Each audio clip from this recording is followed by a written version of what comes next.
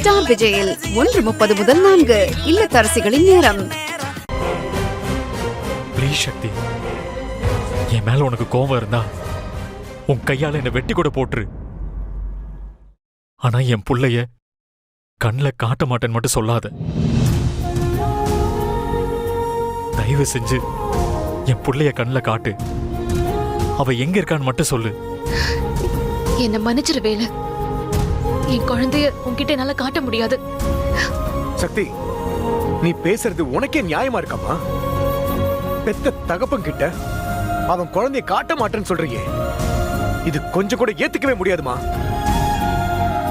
சக்தி, தயவு செஞ்சு குழந்தை எங்க இருக்குன்னு சொல்லு. சக்தி சொல்லு சக்தி, நான் போய் கூட்டிட்டு வரேன்.